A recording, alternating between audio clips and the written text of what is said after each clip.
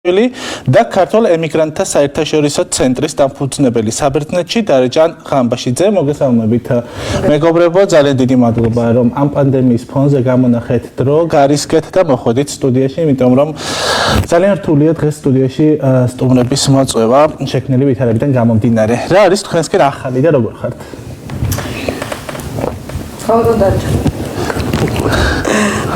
České ყოველთვის სიახლეა თქვენთვის საქართველოსთვის. ჩვენ გახლავართ, როგორც აღნიშნეთ, ქართულ ემიგრანტთა საერთაშორისო ცენტრის დამფუძნებელი და ჩვენ ორი დღის წინ არა გვქონდა ძალიან კარგი ჩართვა. ინტერნაციონალურ კომიტეტთან, სადაც ჩვენ მე და ქალბატონმა ანამ ქართული ემიგრაცია პირველად შევიყვანეთ ინტერნაციონალურ კომიტეტში. ეს იყო 2008 წელს. 2000-ში. პეტერბურგში. აი ამ ინტერნაციონალურ კომიტეტმა მოაწყო თავისი წევრი ორგანიზაციების ჩართვა და ევროკომისიიდან წარმოგვიდგინეს პროექტები, განსახორციელებელი პროექტები.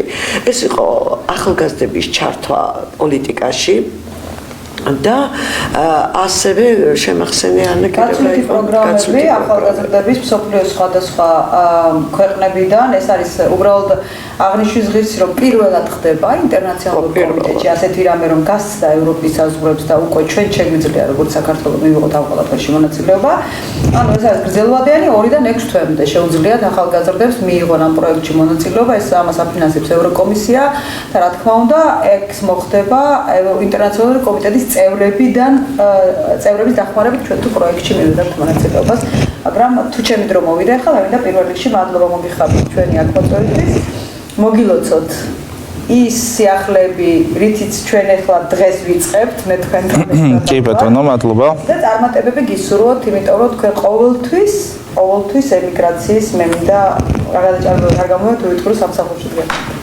ძალიან დიდი მადლობა ანუ თქვენ ვიკითხე რა არის თქვენსკენ ახალი და გამოცანი თქვენი ახალი ამბები თუმცა მე მინდა აღნიშნო რომ თქვენ გოგოებო ორივენი ხართ ემიგრანტები ერთი საბერძნეთში მეორე ბელგიაში და სად გაიცანით ერთმანეთი სად გადაიკვეთა თქვენი გზები და რამდენი წელია რაც ორგანიზაციები დააარსეთ ერთობლივი იყო ეს იდეა თუ ცალ-ცალკე მოდი ანა თქვენგან დავიწყოთ კარგი, დავიწყოთ ახლა ამჯერად ჩემგან. იდეა იყო ქალბატონი დარეჯანის, რაც გაკეთდა. შემდეგ რეალიზება მოვახდინეთ ორივე ერთად. ჩვენ მინდა გითხრათ, რომ არ ვიცი, ალბათ აღარც მახსოვს, როდის გავიცანი ქალბატონი დარეჯანი, მაგრამ ყველაზე მთავარი არის ამ ურთიერთობაში ის, რომ უსიტყვოდ გვესმის ერთმანეთს. საქმეს ვაკეთებთ ორ სხვადასხვა ქვეყანაში და არა მარტო უკვე ორ სხვადასხვა ქვეყანაში 21 ქვეყანას ფარავს ჩვენი ორგანიზაცია მაგრამ მე შემიძლია გითხრათ რომ ჩვენ ერთმანეთისგან დამოუკიდებლად ერთნაირად ვაზროვნებთ სხვადასხვა მოსაზრებები როდესაც გვაქვს რაიმე იდეა და ინიციატივები ჩვენი აზრები ემთხვევა ერთმანეთს პარტნიორი საქმეში ამ დროს კეთდება კიდეც რა თქმა უნდა რამდენი წევრი გყავთ ორგანიზაციაში თითოეულ თქვენგანს არა ეს ასე ვერ ვიტყვით ანუ ვინც აქტიურად არის ჩართული საკითხების მოგვარებაში თქვენთან ერთად ვინც განიხილავს რაღაც პროექტებს და ასე შემდეგ მე სამუშაო ჯგუფს გულისხმობ ყველა ქვეყანაში ჩათვალეთ რომ 24 ქვეყნის ხელმძღვანელი ორგანიზაციის ხელმძღვანელები ყველა ჩართულია და ჩვენ საერთო მესიჯ ბოქსი გვაქვს საერთო ჩვენ არაფერს არ ვაკეთებთ მათ გარეშე ყველაფერი შეთანხმებულად ხდება არა მარტო მე და ქალბატონ დარეჯანის შორის არამედ მათთან ერთადაც კი შეთანხმებები ხდება გადაადგილებაც კი შეთანხმებულად მოხდა ჩვენი საქართველოში მათთან ასე წამოვედით იმიტომ რომ ღიაობა აბსოლუტურად აი ესე რაღაცა ეხლა ეს გაცვდა უკვე დემოკრატიული პრინციპები, მაგრამ მე ვამბობ რომ ღია ჩვენი კარი ყველა ემიგრანტისთვის ჩვენ მართლა ბევრი წევრი გვყავს სხვადასხვა ქვეყნებში. თუმცა ათენიდან ძალიან ბევრი გავაწევრიანეთ უკვე და ქალბატონმა ანამ სპეციალური სავიზიტო ბარათებიც კი ჩამოუტანა ათენში ჩვენს წევრებს და ერთი 60 ადამიანი უკვე გავაწევრიანეთ მარტო ათენიდან. ხოჭებს მე მინდა აქ ის გითხრათ რომ ახლა ამაზე აღნიშნო რომ აი ეს ინტერნაციონალური კომიტეტი რაც მუშა მოქმედი კომიტეტია და მასში შედის 250 დიასპორის წარმომადგენლობა. საქართველოს იქ არასდროს არ იყო წარმოდგენილი და ეს არის რაღაც ესე პირველი შემთხვევა. და არც ეს ბეიჯები არ ქონდა არავის.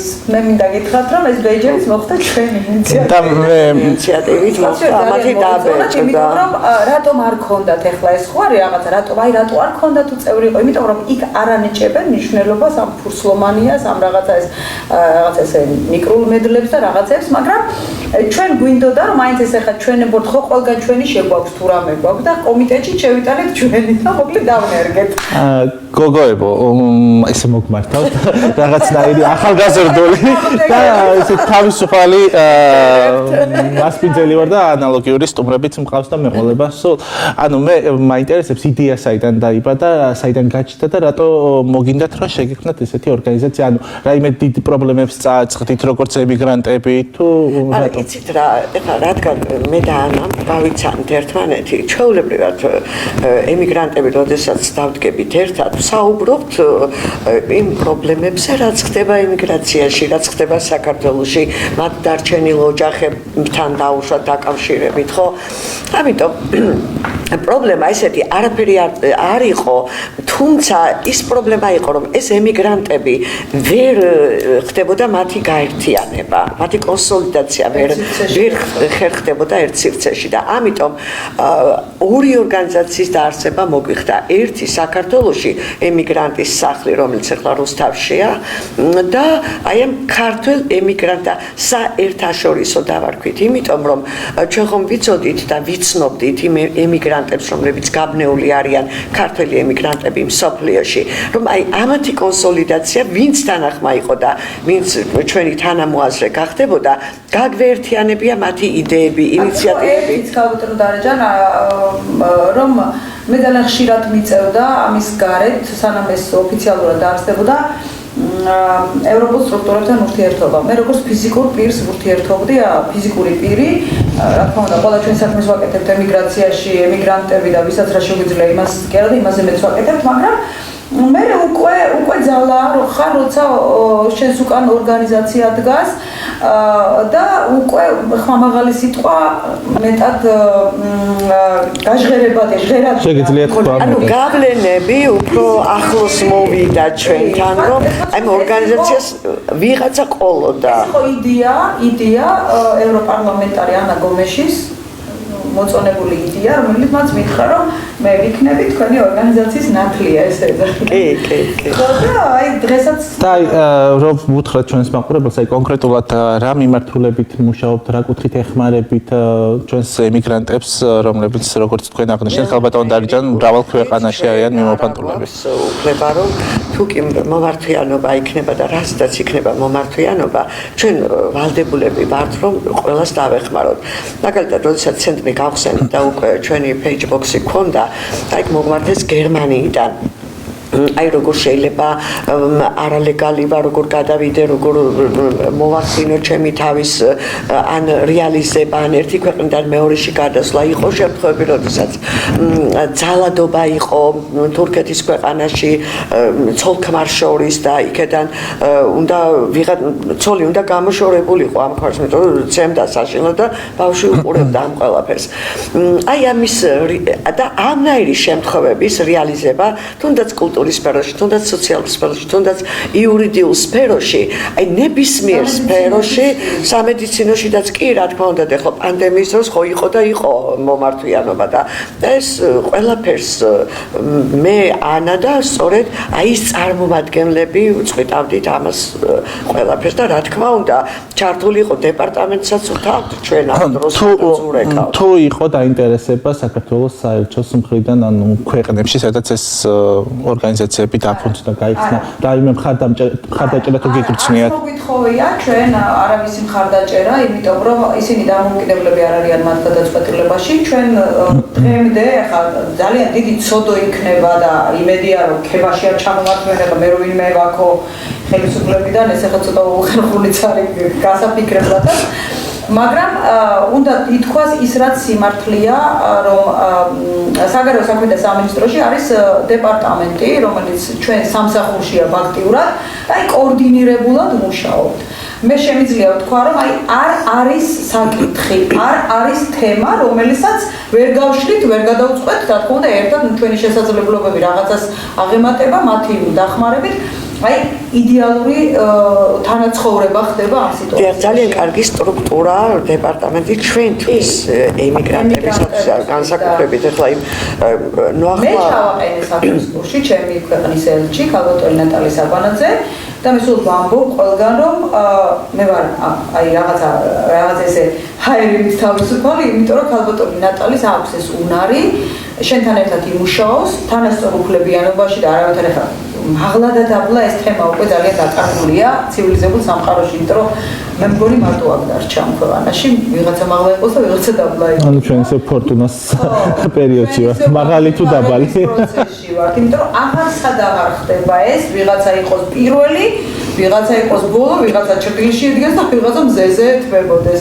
ესეთი რამე და მე ჩავაყენე ნამდვილად და ქალბატონმა დარეჯანმა ამ დროს ჩვენთან ელჩი იყო იოსებ ნანობაშვილი, მან ძალიან დიდი ყურადღებით მოусმინა ამ ამბავს და მაშინ იყო სწორედ ის ინტერნაციონალურ კომიტეტში რომ შევიყვანთ და ჩვენ გქონდა კიდევ ძალიან კარგი პროგრამა გქონდა ჩვენ თუ პანდემია არ იქნებოდა ჩვენ ბრიუსელში უნდა ჩავსულიყავით, ბელგიაში უნდა ჩავსულიყავით, საკვირაო სკოლა უნდა გაგვეხსნა და ასევე ჩვენ უნდა და გვაქვს ის პროგრამაში არაფორმალური დიასპორული პარლამენტი და ყველანაირად ქონდა მომზადებული საკითხები. კურსზე გველოდებოდა ნასიკაცის მიღებაზე იყვნენ თანახმადნობა.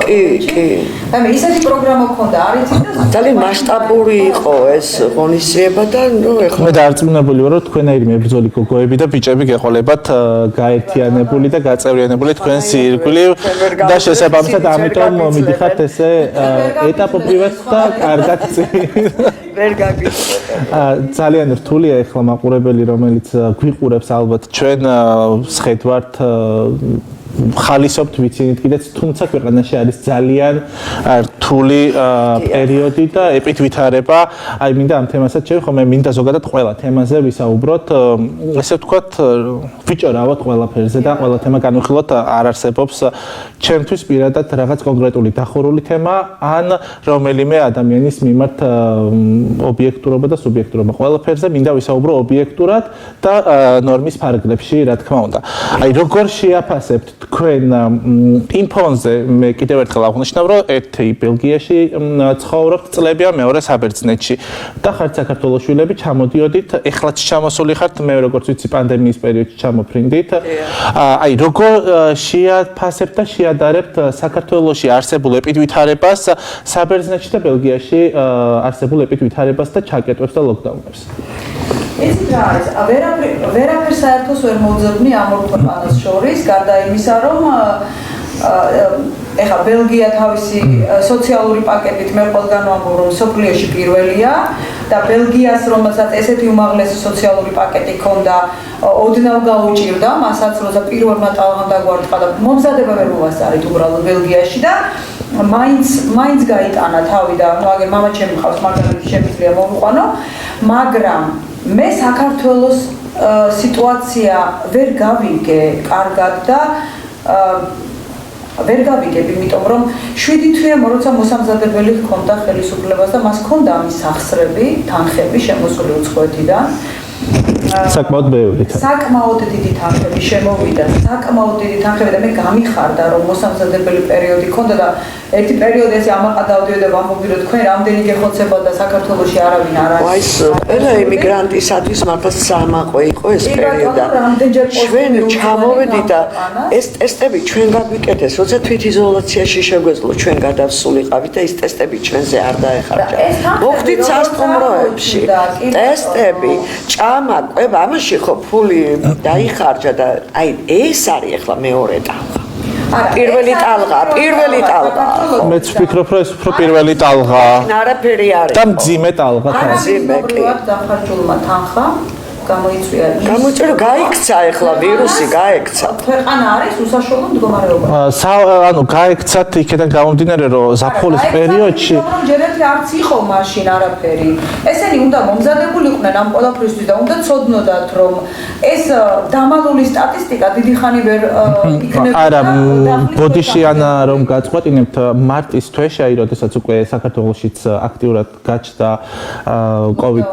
COVID-19 და დაიწყო უკვე აქტიურად გაშუქება პრესამ მე მომიწია ჩემ მეგობართან ერთად ინფექციურ სამართლებაში მოსვლა იქიდან გამომდინარე რომ მაღალი ტემპერატურა ჰქონდა და ეს იყო უბრალოდ გაციება და არა COVID-19 რა თქმა უნდა როგორც ხდება ხოლმე სასწრაფო არ მოვიდა ნუ მე როდესაც დავრეკეთ და რაღაცეები უთხარი შემდეგ მივიდა სასწრაფო იმიტომ რომ გოგონ მარტო ცხოვრობდა და არ გადაიყვანეს საავადმყოფოში იქიდან გამომდინარე რომ ადგილები არ გვაქონდა რა თქმა უნდა მე დავრეკე ჩავრიე სანაცნობო და გვითხრეს რომ მივსულიყავით ინფექციურ საავადმყოფოში თუმცა ინფექციურში რომ მივედით უკვე იქაც მითხრეს რომ ადგილი არ ქონდათ და ამიტომ უნდა წამოსულიყავით მერვე საავადმყოფოში აი იმ დროსაც ძალიან ხშირი იყო მიმართვიანობა და თან არც იყო საავადმყოფოები მომზადებული იმისთვის რომ პაციენტები მიეღოთ სტატისტიკის გაყალბება მწვანე კორიდორი მწვანე ზონად დაფიქსირებისთვის არ იყო აუცილებელი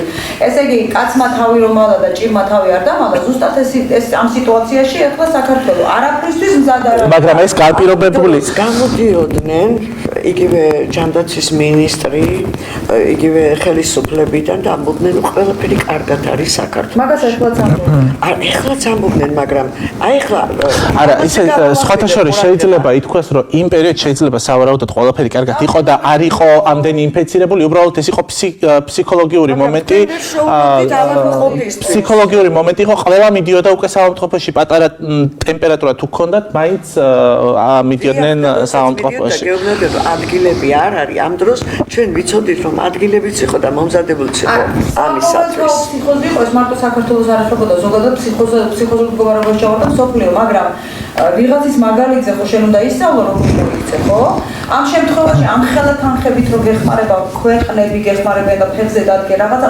საწოლი საველე პირობები რატომ არ გააკეთეს საველე ჰოსპიტალები სულ ამას ვკითხავ აი რატომ მიიჩნიეს რომ ეს ამაზე პასუხი თვითონაც არცეთ მინისტრს არ აქვს ტრაგედია ჩვენ 2 დღის უკან ვიყავით 4 პანაშვიდზე 4 კოვიდით გარდაცვლილი ადამიანის პანაშვიდზე შევედით თითო სასახლესთან იჯდა თითო ადამიანი მეტი არ თითო ან 2 ხო თითო ან 2 ერთი მღვდელი და ერთი პატრონი მღვდელი წესუგებდა და პატრონი და ყველა მათგანი ამბობდა რომ მათი მიცვალებულები დაიღუპნენ უყურადღებობის გამო ამაზე მეტი ჩვენ 4 ვნახეთ ეხლა დღეში რამდენი 4-ია და რამდენი 10-ია და ხშირ შემთხვევაში ამ ყველაფერში ადანაშაულებენ ექიმებს, სასწრაფოს მძღოლებს, მაგრამ არ არიან ესენი დამნაშავე, იმიტომ რომ მათ რა რესურსიც აქვთ იმით მუშაობენ. აი ეხლა მე გეტყვით ამ ბელგიის მაგალითზე, რომ აი ზუსტად ამ ექიმებთან დაკავშირებით, რომ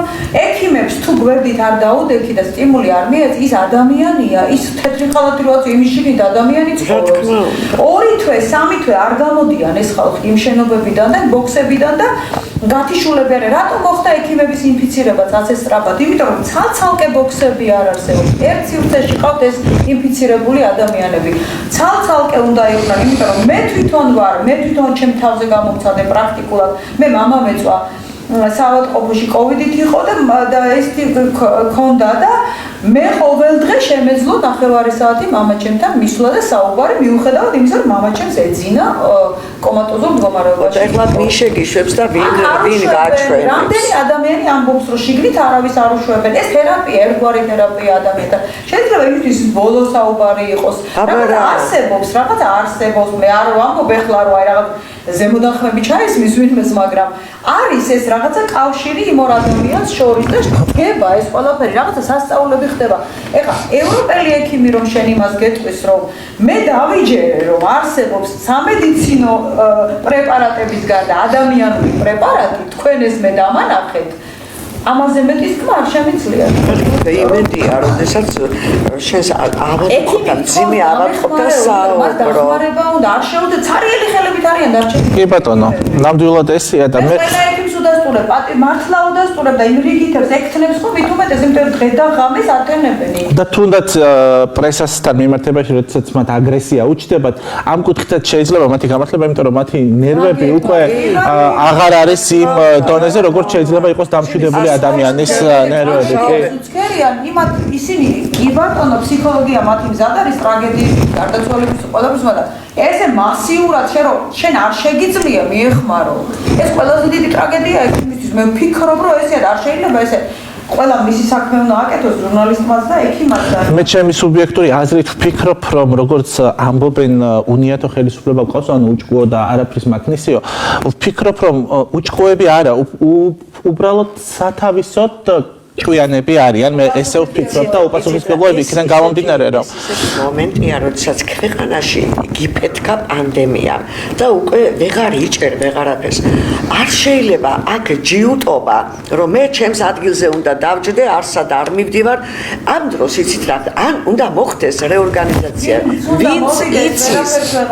არა, რაღაცა უნდა, როგორ შეიძლება ვერაფერს ვერ იზამს. ძალიან თქვენ არ ვიცი როგორ ფიქრობთ. პასუხისმგებლობა უყურე მაშინ უნდა მოვიდეს ადამიანი, რომელსაც პასუხისმგებლობა აქვს და უნდა დაიჭიროს, შემოატრიალო, ან გააჩერო სადღაც. პროფესიონალების სიმცირეა და აი პროფესიონალი და ზუსტად როცა თქვით რომ თქვენ ჩარიეთ ვიღაცები რომ ის ქალბატონის ავადმყოფი მოხდებილიყო, აი ეს ყველაზე დიდი უბედურებაა ჩვენს ქვეყანაში, იმიტომ რომ მე რამოდენიმე დღის უკან ჩემ დაუნებურად სატელეფონო საუბარ შევესწარი ერთ ადამიანს ურეკავდნენ და ეუბნებოდნენ რომ მოგვეხმარე და რომ ამ ადამიანმა ასე თქვენსავით შეაწუხა ვიღაცები და სადღაც ერთ ადგილზე ნუ ხარ და არ უნდა ამას კონკრეტიკა სარეზერვო საწოლი გამოუყვეს იმ ვიღაცას როცა დარწმუნებული ვარ ადამიანებს ისე უჭირთ არც ასტრაფო მიდის ვერ მიდის ისას ფიზიკურად ვერ მიდის იმიტომ რომ ექიმი რესურსი აღარ არის არც ბანკნის არც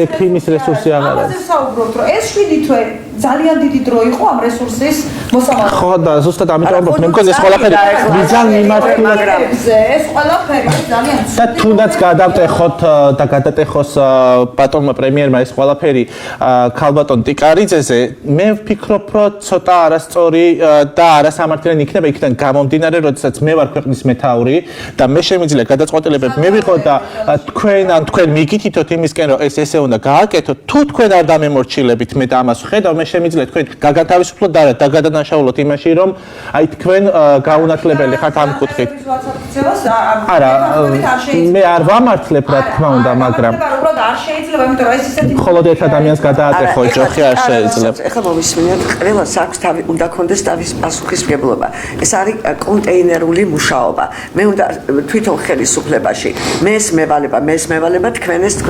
ტიკარაძესაც უნდა კონდეს კი ბატონო ხო და მას რაღაცა პრინციპი მას თვითონაც უნდა კონდეს ტიკარაძეს როცა გადაწყვეტილების მიღება შენზე არ არის დამოკიდებული და არა უნდა მივიღო თუ არ არის უნდა გამოვიდე და ვთქვათ მაშინ იმიტომ რომ ხალხი ელოდება არის სისტემა რომ დოქსოფულო უნდა იყო და არა მაგალითად ის ნუ მაშინ დავწყვიტოთ ეს ხალხი არა იცით რა არის აი მაგალითად ქალბატონ ტიკარაძეს შეეძლო თუ თავის შეხედულებას თავის წინადადებას არ გაითვალისწინებდა ეს ხელისუფლება და გადამწყვეტი პირი დაეტოვებინა თანამდებობა და წასულიყო ეს ვერ ხდება ის არ არის მის თავზე დამოკიდებული კი ბატონო ესია და შეიძლება ქონდა კიდეც დამოკიდებული უნდა იყო როდესაც ტოვებ არავინ არ მოკაჩავდა არა შეიძლება ქონდა კიდეც გადაწყვეტილი დატოვება, მაგრამ არ მისცეს ამის საშუალება.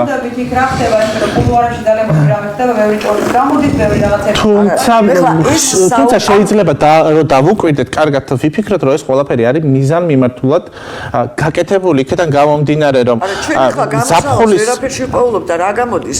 უნდა მოვკვდეთ. ანუ ორი უკიდურესობის წინაშე დგას ქართველი მოსახლეობის უმრავლესობა, ან COVID ვირუსი შეიწირავს მოსახლეობას და ან შიმშილი იმიტომ რომ ძალიან ორი უკიდურესობის წინაშე ხდება. და საქართველოსი ვერ ვაკეთებ ამ თან 100 ლარებს ურიგებს ხო?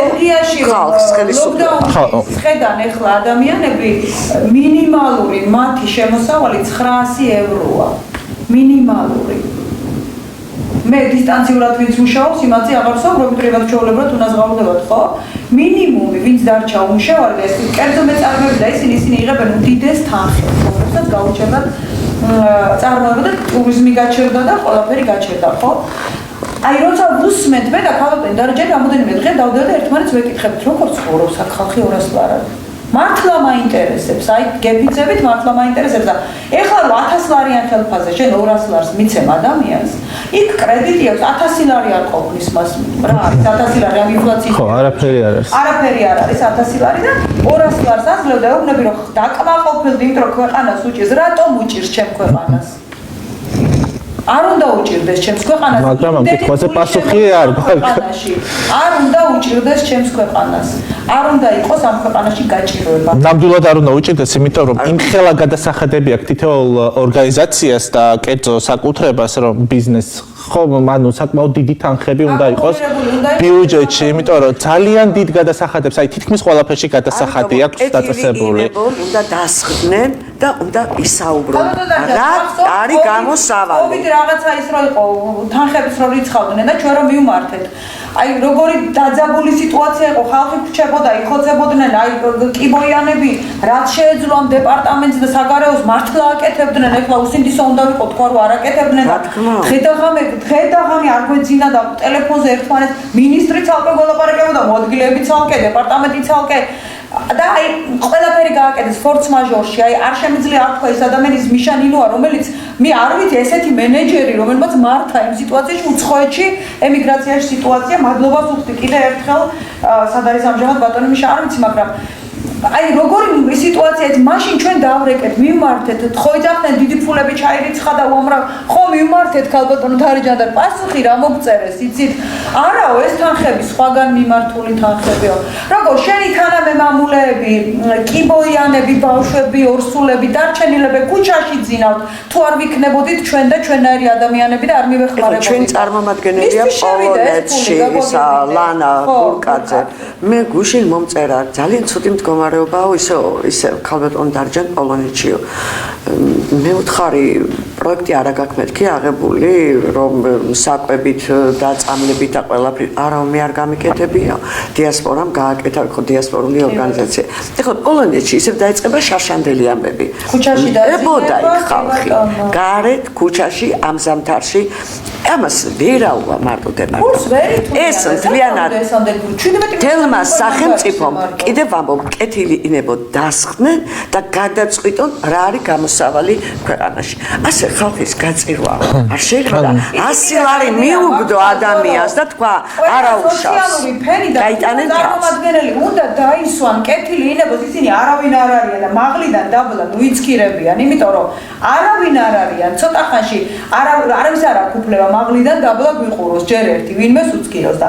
მე რა ყველა სოციალური ფენის წარმომადგენელი თითო კაცი მიიყვანონ და დასვან და ყველა სოციალურ ფენას მოусმინონ სად რა ხდება ეხლა რომ მიწესებ შენ მე შეზღუდვებს და საპარკმახელოს რა მოსმენა ქალბატონო ანა ჩვენ გავიგეთ რომ კალაძემ თურმე უნდა გამოყაროს ხალხი აი სადღაც შევიდნენ ხალხი ხო უსახკაროები და ეხლა ის უკანონო მშენებლობებში და ეხლა ამ ზამთარში ის უნდა ის არ ეკადრება ხელისუფლებას შენს ხალხს უნდა უპატრონო და მოუარო როგორ შეიძლება ადამიანი ვინ გაბარია სხვა რა გაბარია მე პატარა ესეთი ოპონენტი ვიქნები გუშინ ისეთი რაღაცა ვნახე ქალაქში კოლაფსი შავი პარასკევი და აი კოლაფსი და ფული სადმი ეს ამდენი ამის სიტყვაზე ამ კოლაფსის და საცობების და რიგების მიწერა იმასთან დაკავშირებით რომ სიტყვაზე დღეიდან პანდემია უნდა იყოს 28 რიცხვიდან და ხელისუფლებას დააბრალო იმიტომ რომ 2 დღით ადრე მოხდა ჩაკეტვა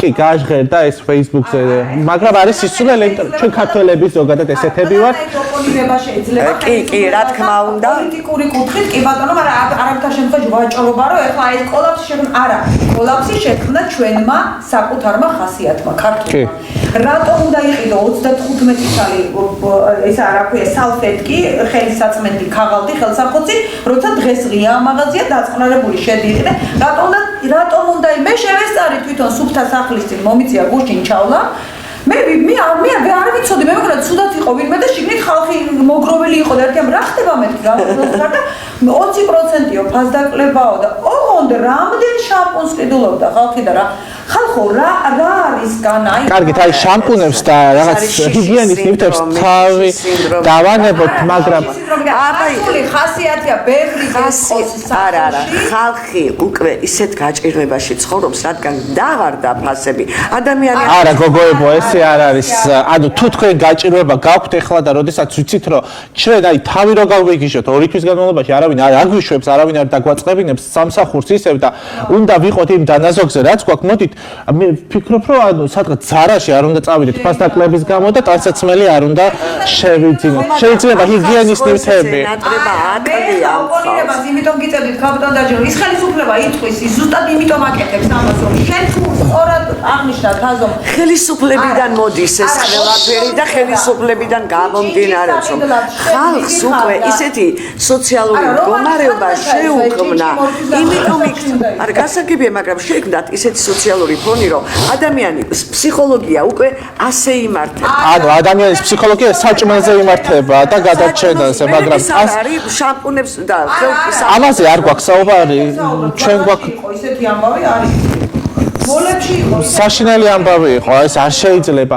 თუნდაც აი იცით რას ვფიქრობ, აი ხანდახან მოდი 3 საათს ნახევარი. იმიტომ რომ მოლები იყო გადაჭედილი იყო, კი.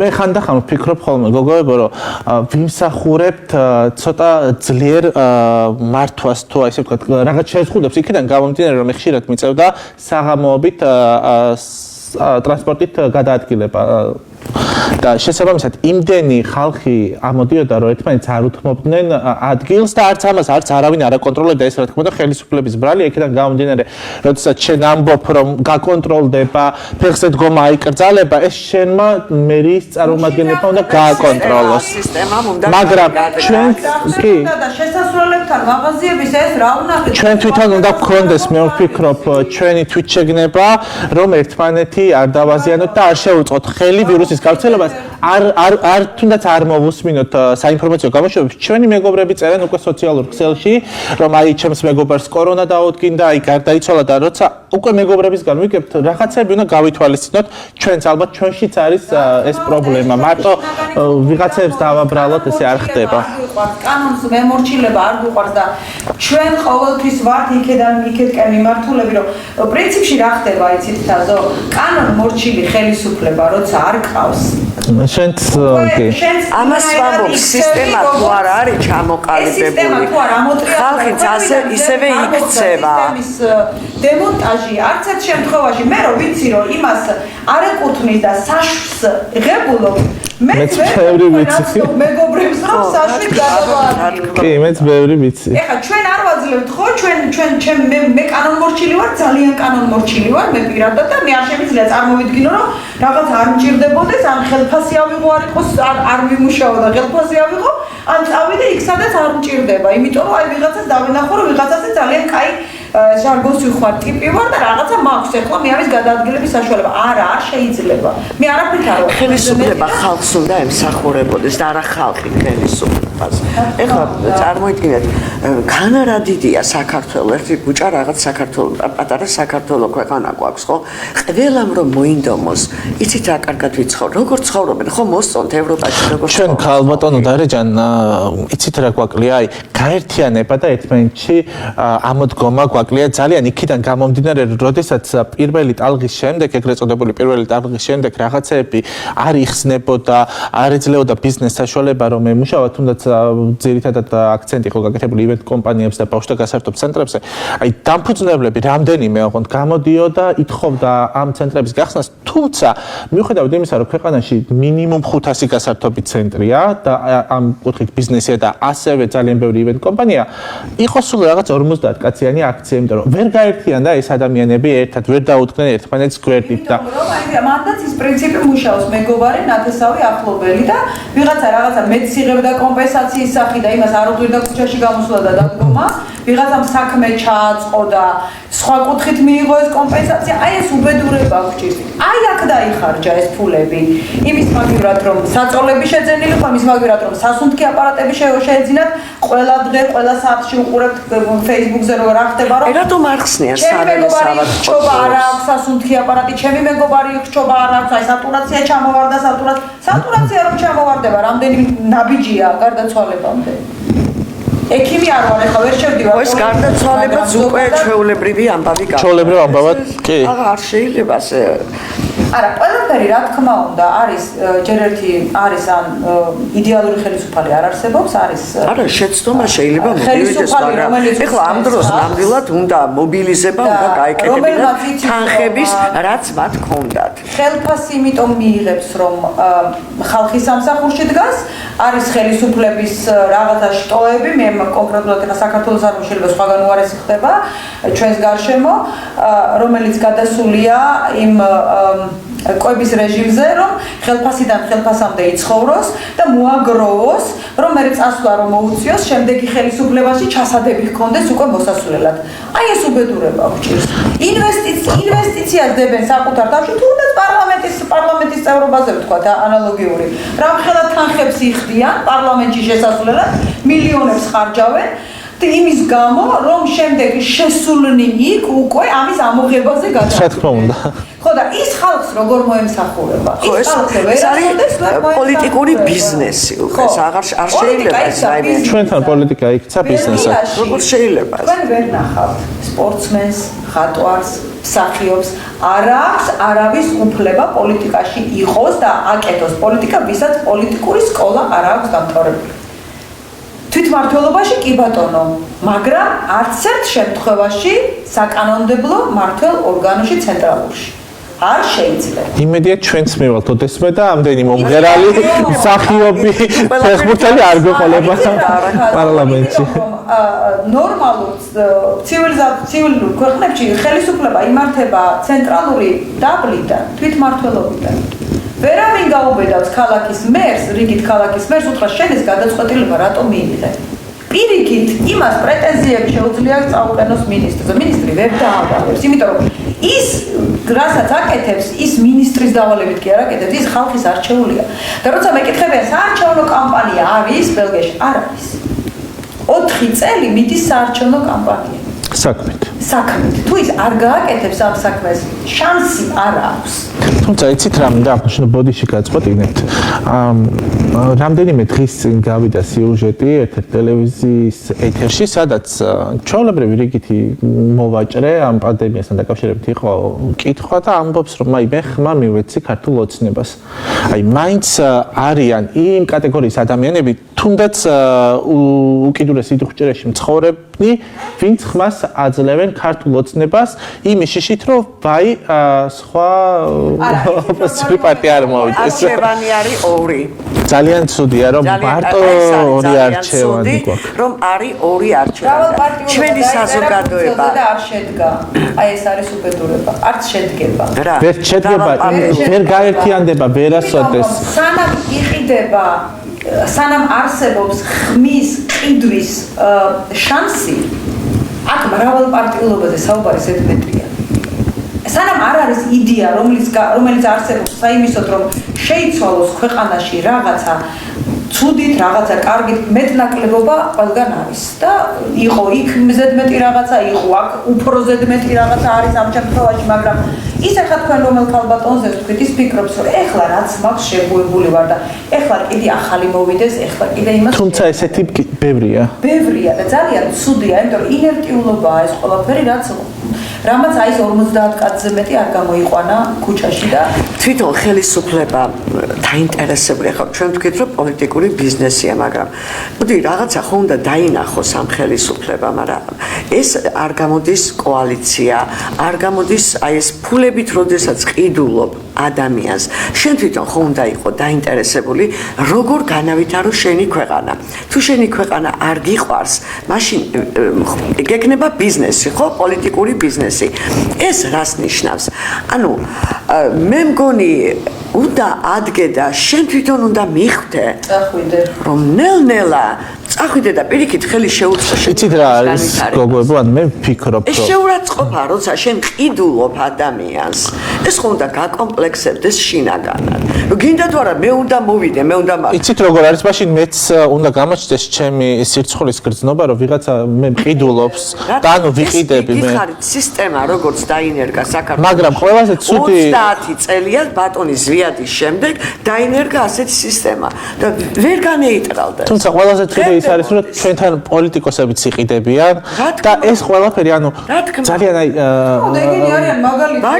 ძალიან შეხმატკილებულად მიმდინარეობდა ეს მთელი საარჩევნო პროცესი, თუნდაც ის საპროტესტო აქციები, შეხვედრები და მე ჩემი შეხედულება ესეთია, რომ ან ყველაფერი მიმდინარეობდა ძალიან კარგად ურთიერთშეთანხმების საფუძვლებზე და ეს ყველაფერი უკაცრავად ესე უნდა მომხდარიყო. მე ესე ვფიქრობ და ხალხი უბრალოდ ამ ყველაფრისთვის გამოიყენეს ეს იყო ალბათ ერთგვარი რაღაც საჭიროება, რომ ესე მომხდარიყო. ვფიქრობდეთ, მე მაგალითად თუ ხელისუფალი ვიქნებოდი, მე გამოვიწვი და ხალხს დაველაპარაკებოდი. თუ არა ვართ შეთანხმებულები და გოხტათ მოლაპარაკებულები. მაშინ უნდა დადგე შენს ხალხთან ოპოზიციასთან. არ გამოვა. ხელისუფლება მიიღო ის რაც უნდოდა და არა, მე ეხლა სხვა კუთხით ვლაპარაკობ. აი, არაჩაბღაუჭებული ხელისუფლება გამოვა და შენ უნდა გამოხვიდე, როცა ხელისუფლებაში ხარ.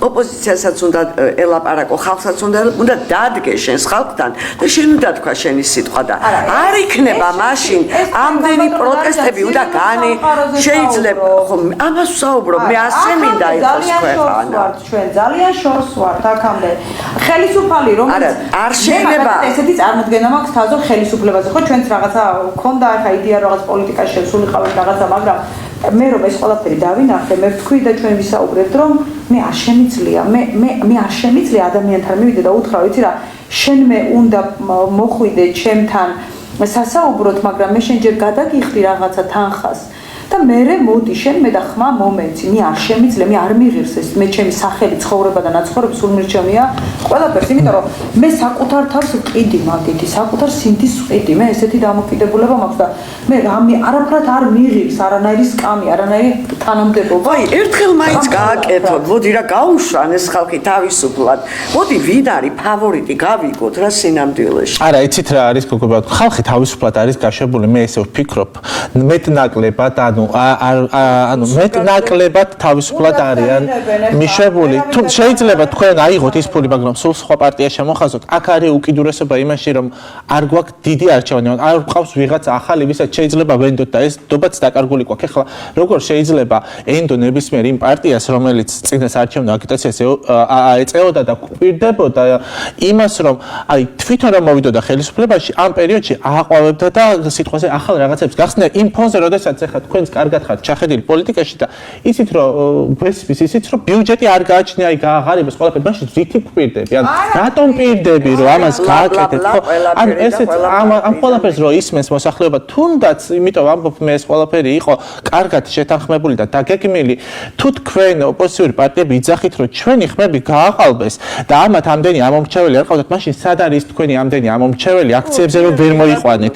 არ მოვიდა ხალხი ფიზიკურად ეხა ის რაოდენობა რაც იყო გამოსული არ არის საკმარისი და არ არის ის რაოდენობა ვისაც შეიძლება და ხმები გააყალბებინა თავარი აქ ის არის შეიძლება ორი კაცი გამოვიდეს მაგრამ ორმა კაცმა მილიონი სათქმელი თქვას უბრალოდ ვინ ამბობს ამას აქვს დიდი რა თქმა უნდა ამასაც ვამბობდი სახელით ვინ საუბრობს ამას ძალიან დიდი მნიშვნელობა აქვს იმიტომ რომ მე ყველას ვერ მივცემ ჩემი სახელით საუბრის უფლებას ისე როგორც სხვა ადამიანები ამიტომაც არ გამოვიდნენ ის ადამიანები იქ იმიტომ არ გამოვიდნენ რომ რამდენჯერ მოტყვა 20 ივნისი ავიღოთ ეს ხალხი 20 ივნისის შემდეგ ესე ეხლა წადით მერე მოდით ეხლა წადით მერე ჯერ ერთი დაატარებდნენ წინა უკან წყლის ჭავლით დაშლა ეხლა ესეთი რა შეურაცხყოფა მოგაყენეს წაგართვეს ფაქტიურად ამოგაცალეს სული ხო როგორც ამბობდა დაქტორის უსულო რახა წაგართვეს ხმა დამთავრდა ხო და შენ ამას აპროტესტებ იმ საათობრივად და წადით ეხლა მერე მოდით ჩვენ გავაგრძელებთ ჩვენ ამას მე არ მომწონს არც ერთი მხარე ამიტომ არ მომწონს რომ მე არც იქით არ მომწონს ბევრი ვინმე და არც დავდგებოდი არასდროს იქ მე ჩემი ხმის დასაცავად გამოვალ და დავდგები აგერ ცალკე დავდგები მაგრამ არა იმათთან იმიტომ რომ მათი იდეოლოგია აწყობილია ზუსტად იმის იგივე იდეოლოგიაზე ვიშოვო შევიდე და ვიშოვო თავიდან ანუ შეიძლება და თავი იმიტომ რომ მე დღეს ოპოზიციაში რო ვარ და აი ის შემზე ძლიერია რაღაცით ამ სიტუაციაში მატერიალურად თქვა თუნდაც მე იმან არ შემჭამოს და მე შევიდე რომ რაღაცა თანაცხოვრებაში ვიყო იმასთან ეს უფრო უკეთესია ვიდრე ხალხთან თუმცა რამდენიმე დღეში ინგა გრიგოლიას რეაქციაში ჩვენ ვნახეთ სულ სხვა სურათი, როდესაც უკვე ერთმანეთზე დაიწყეს ჭხუბი და ერთმანეთის ჭამა დაიწყეს უკვე კი. შემდეგ უკვე როდესაც გაჟღერდა აქციაზეც, რომ ისინი თანხას CSKA-სგან გამოყოფილ თანხას არ აიღებდნენ, იმიტომ რომ ეს თანხა არ ჭირდებოდათ და ასე შემდეგ. დღეს სხვა რეალობის წინაშე ვდგები. მოსალოდნელია ეს ქართულ საზოგადოებაში და ვით უმეტეს ამ პოლიტიკოსებში ეს მოსალოდნელია. მე ყოველთვის აღვნიშნავ იმას, რომ ხელისუფლება გვყავს უნიათო, უფრო უნიათო გვყავს ოპოზიცია. ზეუნიათო. და ესენი ორივე ერთად არიან ძალიან კარგი კომბინაცია და კარგად შოულობენ თანხებს ქართული ერის ხარჯზე. მაგრამ საქართველოს უყარენ ერთიც და მეორეც. უკან წავიდა. სკვერები, ბაღები, განათებები ძალიან ლამაზად გაფრთხილდება, დარწმუნებული ვარ ჩვენი ქვეყანა საახალწლოდ იბზინებს და დგება ნაძვის ხეს ალბათ, მაგრამ ვინ მივა იმ ნაძვის ხესთან? რაც ჩვენ მე და რაც საქართველოში ვართ უკვე 2 თვე, მესამე თვე წავიდა, რეგიონი არ დაგვრჩა, სადაც სამყოფები არ ვართ. და ჩასულები, მე არ შემიძლია გითხრათ, რომ მე იქ ვნახე ბედნიერი ხალხი. მე გეტყვით ვინ მივა იმ ნაძვის ხესთან. მივა ისევ სახელისუფლებო გუნდთან დაახლოებული ბიზნესმენების შვილები, მათი ოჯახის წევრები, მათი მეგობრები და ასევე ოპოზიციური პარტიის ლიდერების ოჯახის წევრები და მეგობრები. საქართველოს ეს არის გარედან შეფეთქილი რაღაც ვიზუალური კოსმეტოლოგია და შიგნით როლპება ყველაფერი.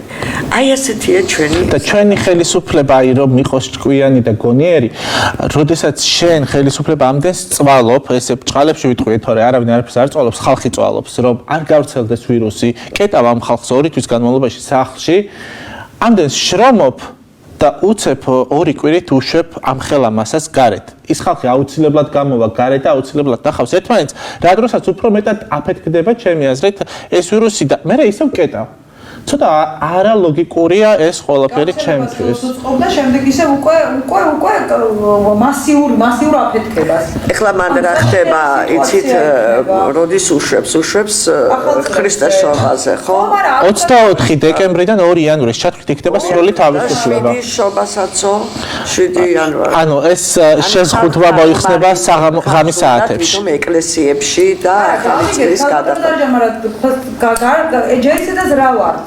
რამდენი ვართ?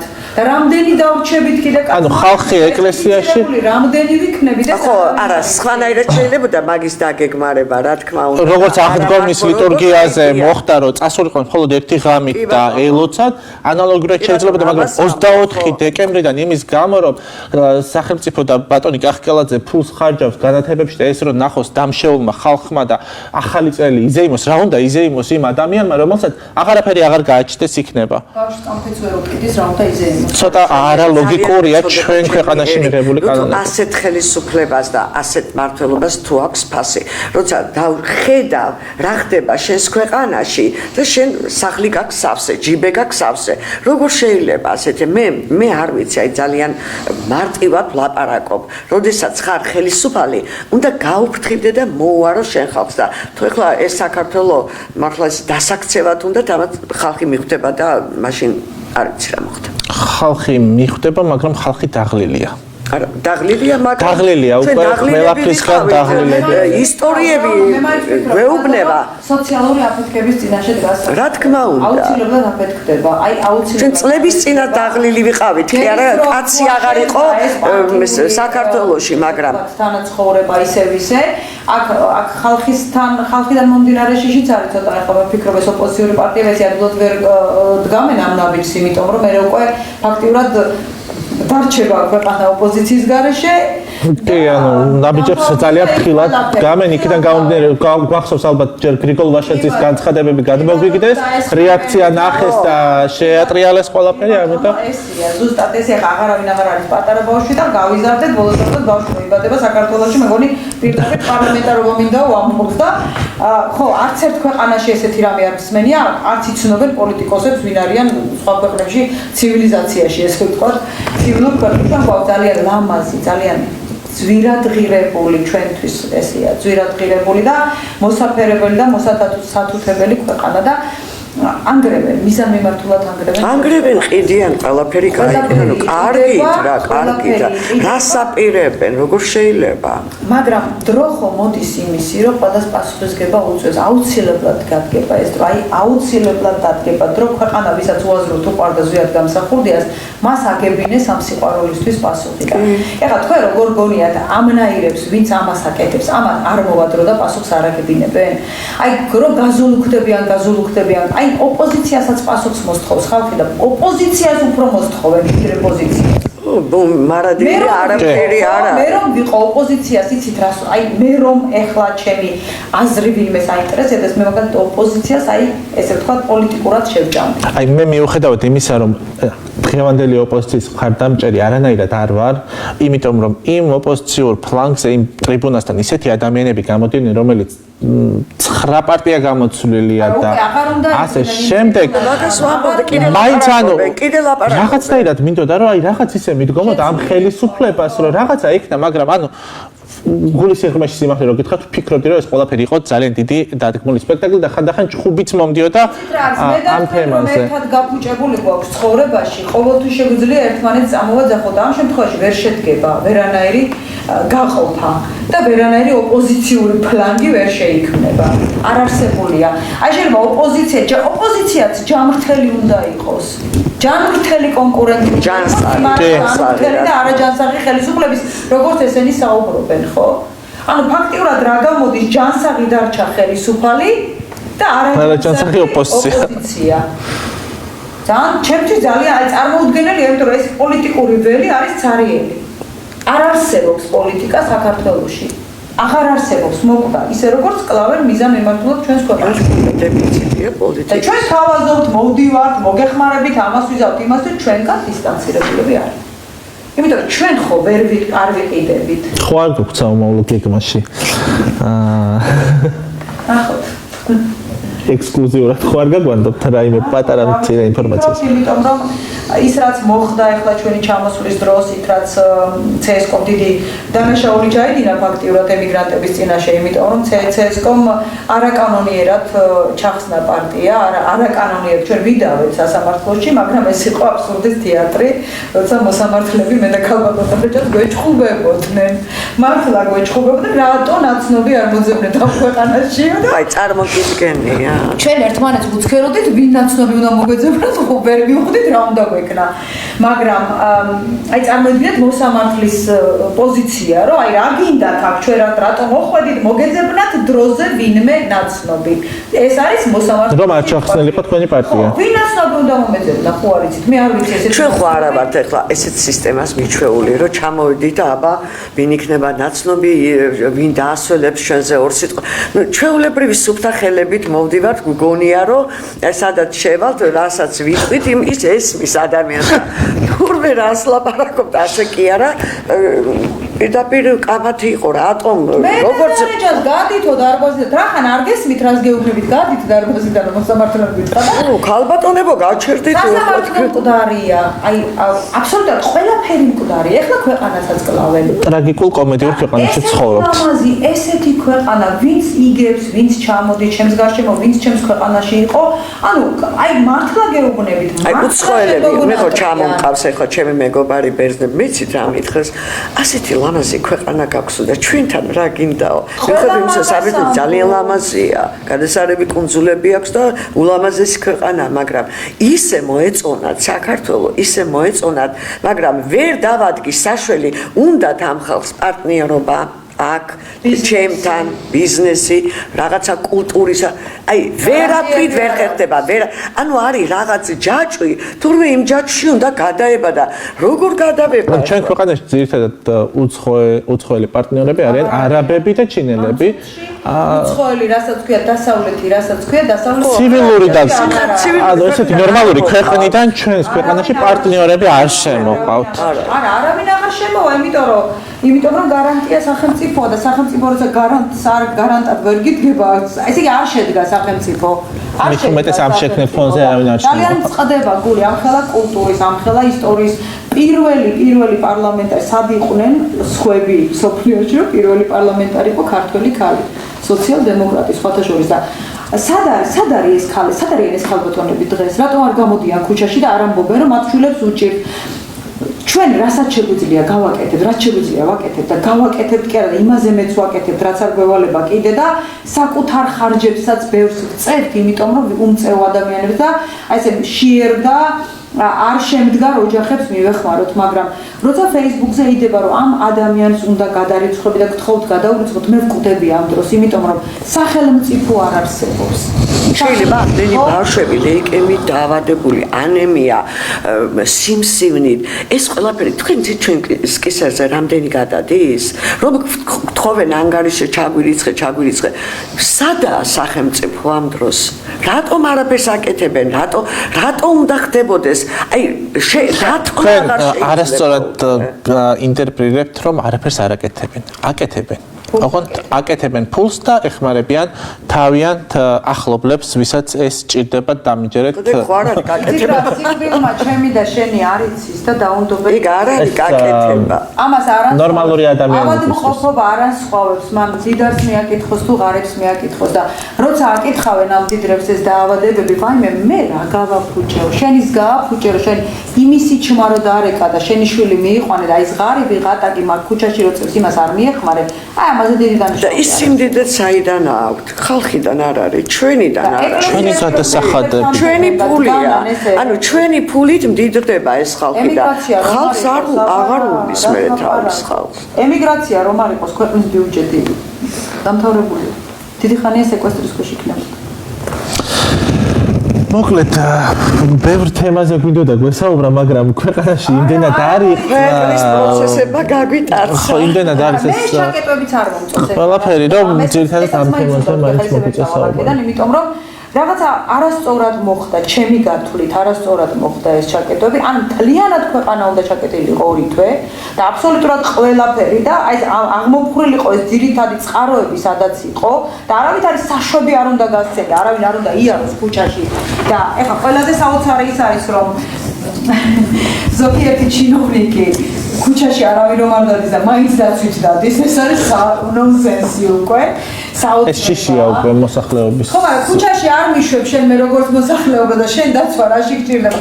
მე ხო აგირჩიე, შენ ხო ამბობ რომ მე შენ აგირჩიე ხელისუფლად. რატომ დადიხარ ამ შავი დაღურული ჯიპებით და ეხა მე რა შემოგივარდები, წაგართმევ რამეს თუ გაგიფუჭებ რამეს, მე ხო უმწეოდ დამტოვე უკვე, აღარ საჭმელი მაქვს, აღარ სასმელი მაქვს, აღარ წამლის ფული მაქვს და ვარ ესე მიყუდებული კედელთან როდის გადავიჭერხები, ხო? ეს კედელიც უკვე ინგრევა ფაქტიურად, აღარც არის მისაყუდებელი არსად. მე ვფიქრობ, თუ დროზე არ გამოჩნდება ხალხში ის ძალა, რომელიც დაიჭერს თუნდაც ამჟამინდელ ხელისუფლებას და აიძულებს, რომ იმოქმედოს ხალხის სასიკეთოდ, ან მოახერხებს და შეცვლის ამ ხელისუფლებას, თუ დროზე არ მოხდება ეს ყველაფერი, მე ვფიქრობ, რომ ოპოზიციასაც და პოზიციასაც გადაწყვეტილი აქვს, რომ ეს ქვეყანა გაყიდოს და გაასხსოს, ისე დაიმონოს ხალხი, რომ არაფრის ძალა არ ქონდეს. ემიგრანტები, რომ ემიგრაცია პატარა ძალა არ არის და ჩვენ ცოტანი არა ვართ. და სავარაუდოდ ახლა ეს თუ გინდათ ექსკლუზივად ჩათვალეთ, ალბათ გადავწყვეტთ, რომ ერთი ავტონომიური ძალა 1,700,000 კაცია, ხო? რასაც შექმნილი გვაქვს ფაქტიურად უბრალოდ სახელს აღარ დავასახელებ ჯერჯერობით, ეს ყველაფერი შექმნილია, გაკეთებულია, რომ ემიგრანტები რაღაცას ჩაუდგეთ სათავეში, რომ იცით რა არის, ვერავიზე საჩუქებელი ქვეყანა პირდადად მე არ ვქონს. მე ვფიქრობ, რომ ემიგრანტებმა უნდა იქისრონ ეს ყველაფერი დაიღონ თავიანთ თავზე ეს პასუხისმგებლობა, იმიტომ რომ ისინი იქედან შორითვალით უფრო კარგად ხედავენ ამ ყველაფერს. და ამიტომ ემიგრანტებს ემიგრაციაში და არა აი ამ ბიუჯეტის ხურდებში რა. მე ყველა ბიუჯეტიდან ვისაც ერთი კაპიტი მოპარული აქვს ყველას თავსით სამუდამოდ აუგრძელავდი მიკარებას პოლიტიკასთან. სამუდამოდ, იმიტომ რომ ის არასდროს არ მოიშლის ქურდობას. არასოდეს. ქურდი არასდროს არ მოიშლის ქურდობას. ქურდმა შეიძლება სასჯელი მოიხადოს, მაგრამ ესენი სასჯელსაც არ იხდიან, პრობლემა ეს არის. სასჯელს ჩვენ გვახდებინებენ მათ ნაპარავზე.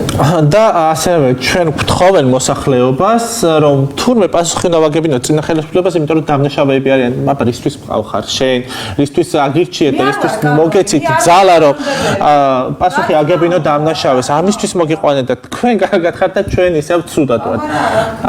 ამიტომ და არ მესმის აი ძალიან კოცის და ძალიან ნაცის, რომელიც უკვე იმდენად სისხლში აქვს ყველაფერი გამჭდარი, რომ ერთმანეთის მიმართ და თუნდაც განსხვავებული აზრის მიმართ არიან ძალიან აგრესიულები. მე საერთოდ არ მესმის თაზო სოციალური ქსელი გამოიყენო იმისთვის, რომ ერთმანეთი ლანძღო, ერთმანეთის ეს აღარ არის, ეს არ არის პოლიტიკა, ეს არის რაღაცა პინგ-პონგის თამაში, შენ რა გააკეთე, დადო გააკეთე, მე რა გავაკეთე და ასე ეს არ არის, მე არ მომისმენია რაღაცა გაკეთდა იმ დროს, ძალიან ბევრი რამე გაკეთდა, მე პირადად იმ დროის დაზარალებულიც ვარ და ამ დროის დაზარალებულიც ვარ, მაგრამ აქაურ კარგსაც ვამბობთ და იქაურ კარგსაც ვამბობ. ეხლა ცუდი, იმიტომ გვაქვს, კიდევ ვამბობ, იმიტომ არ გვაქვს და იმიტომ ვერ ვაკეთებთ ამ ყველაფერს, რომ ხელისუფლების დეცენტრალიზაცია არ ხდება.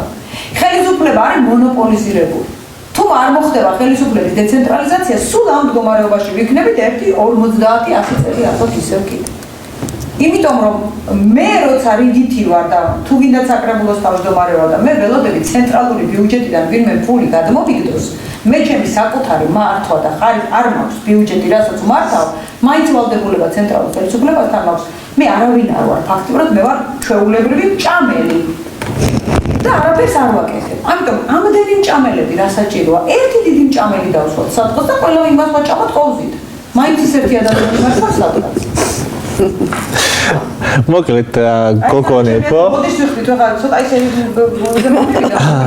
ანუ ცოტა სხვა ფორმატით უნდა გვესაუბრა, სხვა თემებზე უნდა გვესაუბრა, მაგრამ მართლა ვერ ავწდებით ვერასდროს სანამ ესეთი მდგომარეობა გვექნება ქვეყანაში და ესეთი მძიმე სიტუაცია სანამ გვექნება, მე ვფიქრობ ვერანაირად ვერც ერთ სტუმართან ვერ მომიწევს სხვა თემაზე უფრო სიღრმისეულად საუბარი. მართლა ვთქვა, იმიტომ რომ ჩვენ იქ იმდენ რამეს ვინახავთ აქედან წაღებულს, რომ აი რაღაცა მიწას ვეზიდებით ხოლმე, თითქოს რაღაცას რა მიგვახება, ხო რაღაცა მიწას ვეზიდებით, რომ მიწა ჩავიტანოთ, რომ იქაურ მიწას აქაური მიწა მოვაყარო. ხო რაღაცა არაფერი, ჩემთვის ის ძალიან ბევრი რამეა. მე რო აქედან მიწას ვეზიდები, რომ ჩემ შვილებს იქ მიწაზე ფეხი დავადგმევ და შენ ამ მიწას მიყიდი მე. შენ არ მჭირდები მე როგორც ხელისუფალი, შენ არ ხარ ხელისუფალი, შენ ხარ ჩვეულებრივი მოღალატე. აი საჯაროდ არასდროს არ დამიფიქსირები არც Facebook-ზე ჩემი აზრით, თუმცა პირველივე ჩაკეტვის დროს აი რაღაც კრიზისი რო წამოვიდა, რატომღაც უცებ ჩემს გონებაში დავიწყე იმაზე ფიქრი, როდესაც კი მოხერხდება და გაიხსნება გზები, მინდა რომ წავიდე აქედან.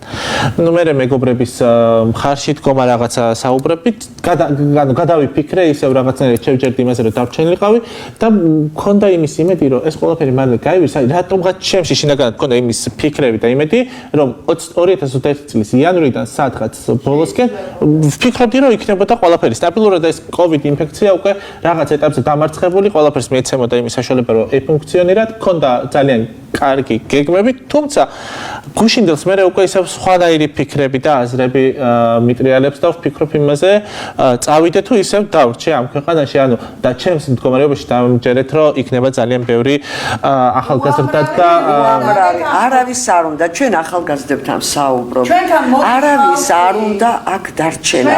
ყველა არის წასვლაზე. როგორ წამოვიდეთ, სადაც თქვენ ცხოვრობთ, როგორ გავიდეთ ამ ჩვენ ახლა აი როგორ რა ვუთხრა აი როგორ უთხრა დარჩი ხო რამდენი უნდა რამდენი უნდა უკვე ორი დილემის წინ შედგახავთ ან უთხრა დარჩი ძალიან რთულია ურჩიო დარჩი ამ ქვეყანაში გაწყდება და თან ძალიან რთულია უთხრა რომ წამოდი იმიტომ რომ ქვეყნის დატოვებისგან უბიძგებ მაგრამ სხვა გამოსავალი ამ ეტაპზე არ არის მოკლედ ძალიან დიდი მადლობა კიდევ ერთხელ გოგოებო რომ ვიყავით ჩემი სტუმრები მიუხედავად იმისა რომ რთულ თემებზე ვისაუბრეთ იმედია რომ მალე ყველაფერი კარგად იქნება ვიცი რომ აპირებთ გაფრენას და ელოდებით ფრენების აღდგენას და ვფიქრობ რომ ისევ ძალიან მალე კარგი იდეებით ახალი შემართებით დაგვიბრუნდებით და კიდევ შევხვდებით ჩვენ ერთმანეთს მოკლედ ძალიან დიდი მადლობა დიდი მადლობა თაზე და დიდი მადლობა წარმატებები თქვენ და მაინც დარჩით ქვეყანაში მე ვფიქრობ რომ დავრჩები ალბათ შევხედავ როგორ განვითარდება მოვლენები ჩვენ ახალგაზრდები ჭირდება იყოს ამ ქვეყანაში და იქნებ რაღაც სიახლე მოხდეს ისევ თქვენი ძალიან რთული იყო ჩემთვის იმიტომ რომ ჯერ ფინანსურად იმდენად მყარად ვიყავი ჩემი ასაკისთვის, ჩემი შრომით, იმდენად აქტიურად ვიყავი ჩართული საქმეში, ან თითქმის 24 საათის განმავლობაში სულ მუშაობდი, სულ საქმეს ვაკეთებდი და ერთ დღესაც ჯერ თავიდან კარგი იყო, იმიტომ რომ მაგრამ უკვე რომ გაანალიზებ, რომ რაღაცები აღარ არის ისე როგორც იყო და ეხლა რაღაცებს რომ ვუყურებ უკვე შარშანდელს, რას ვაკეთებდი, როგორ ვაკეთებდი, ძალიან რთული და სტრესულია ადამიანისთვის. ამ ფონზე თან როდესაც უკვე ყველა მხრიდან ნეგატივი მოდის. მოკლედ, ძალიან დიდი მადლობა თქვენ უყურებდით და უყურებთ ტელეკომპანია ახალს. ეს არის გადაცემა რა არის თქვენთან ახალი. ჩვენ შევხვდებით ერთმანეთს დროებით. ისევ თავიდან გესალმებით დავიწყებ.